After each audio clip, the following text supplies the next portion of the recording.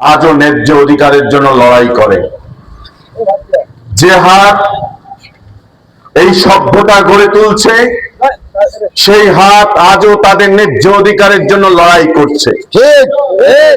যে হাত এই সমাজ সভ্যতাকে বিল্ডিং দিচ্ছে, এই সমাজ সভ্যতাকে আধুনিকতার ছোঁয়া দিচ্ছে, এই সমাজ সভ্যতাকে যারা দিনের পর দিন ঘাম ঝরিয়ে সুন্দর একটি সমাজ নির্মাণ করছে, তারা আজও ন্যায্য অধিকারের জন্য লড়াই করছে, সংগ্রাম করছে।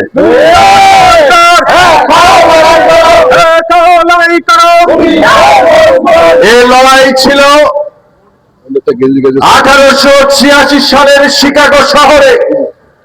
শ্রমিকরা তাদের ন্যায্য অধিকার বাস্তবায়নের জন্য লড়াই সংগ্রাম করবার জন্য যখন শিকাগো শহরের রাজপথে 8 ঘন্টা কাজের দাবিতে লড়াই করছিল, তখন তাদের উপরে বৃষ্টির মতো গুলি বর্ষণ করে তাদেরকে মৃত্যুর কোলে ধাবিত করেছে।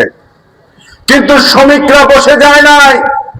আমরা মালিক পক্ষ হওয়ার পরে বলছি যে যত বড় প্রতিষ্ঠানই দাঁড় করাই না কেন, এই শ্রমিকের ঘাম যদি ওই প্রতিষ্ঠানে না পড়ে, ওই প্রতিষ্ঠান কখন উন্নয়নের ছোঁয়ায় যেতে পারে না।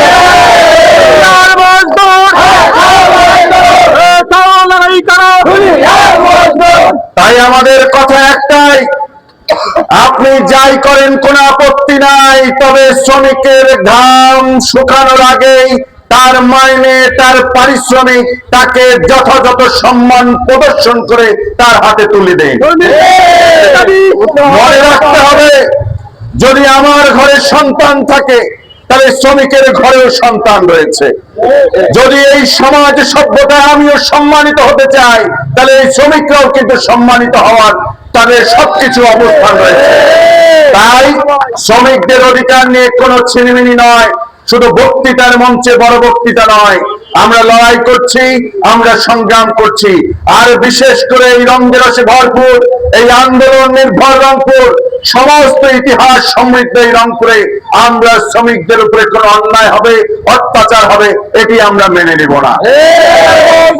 শ্রমিকদের ন্যায্য অধিকারের জন্য আমরা বাংলাদেশ দোকান মালিক সমিতি, রংপুর মহানগর শাখা, জেলা শাখা, সেই সাথে রংপুরের মালিক পক্ষরা আমরা আপনাদের পাশে আছি এবং পাশে থাকবো।